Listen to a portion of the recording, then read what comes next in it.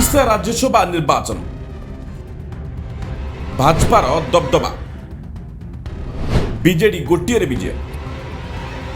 ओडिशा रे सोमवार अनुष्ठित राज्यसभा निर्वाचन में शासक भारतीय जनता पार्टी बड़ सफलता हासिल कर राज्यर 4टी आसन मध्य भाजपा और यार समर्थित प्रार्थी मोट 3टी आसन हासिल करथिया बेले विरोधी विजु जनता दल मात्र गोटे आसन में संतुष्ट हो।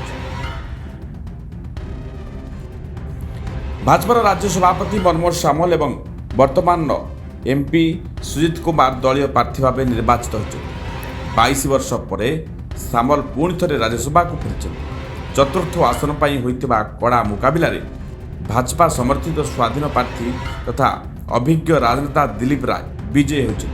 से बीजेडी और कांग्रेस रे मिलित प्रार्थी डाक्टर दत्तेश्वर होता को पराजित कर बीजेडी पक्षर संतृप्त मिश्र विजय होई तृतीय आसन को दल पर सुरक्षित रखिंट। ओडिशा विधानसभा समस्त 147 जन सदस्य यह निर्वाचन में मतदान करथिले।